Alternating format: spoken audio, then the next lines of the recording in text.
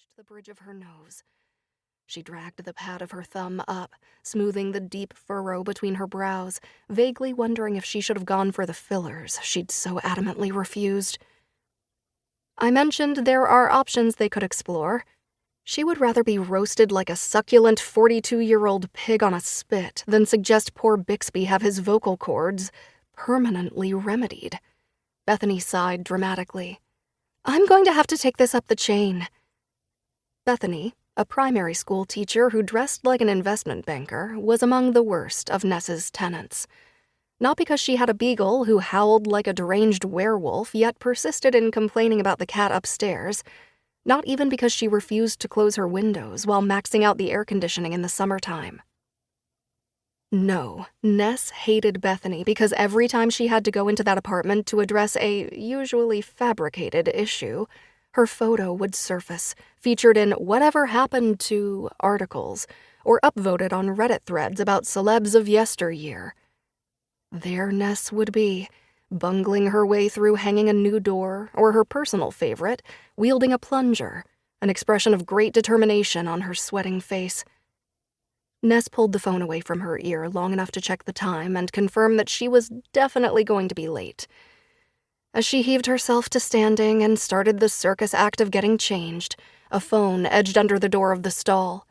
Taking a split second to mute her end of the call, Ness flicked the lock and flung the door open with a bang, yanking the fresh shirt down as she went.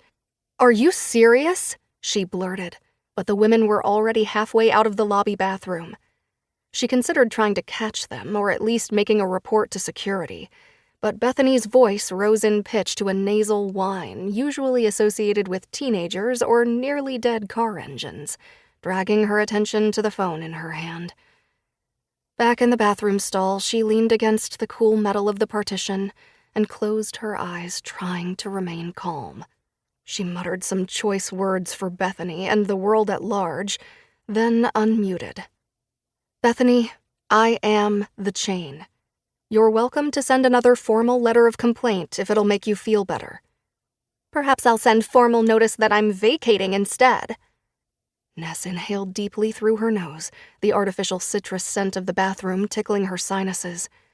She couldn't afford to lose a tenant. As horrible as Bethany was, she did pay her rent on time.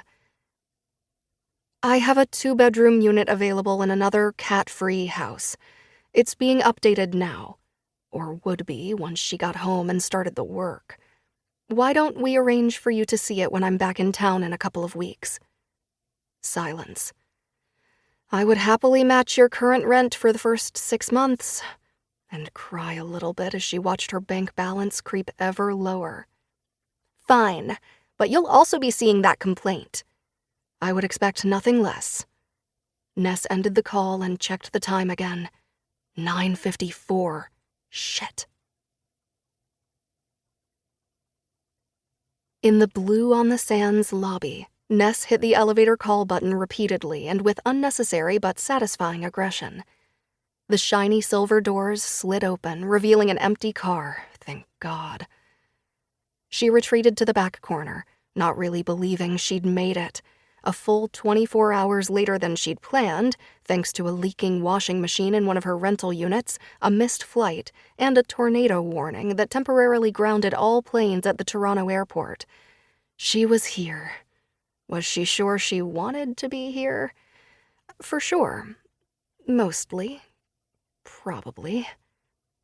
Ness smoothed a hand over the high bun she'd quickly twisted her Florida humidity-accosted hair into, wishing for the 100th time that her luck wasn't such garbage. The hotel had apologized profusely for temporarily misplacing her reservation, and she'd graciously accepted their promise to coordinate with the production staff on site to get her accommodations sorted out, but she would have happily emptied her bank account for a shower. At least she'd been able to leave her duffel at the front desk instead of schlepping it with her. She tried not to think about rolling into one of the most important days of her adult life looking like she'd run here from Canada.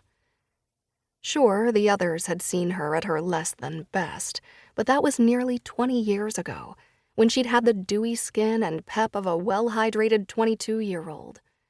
Now, she'd been subject to years of forehead crinkle-inducing stress.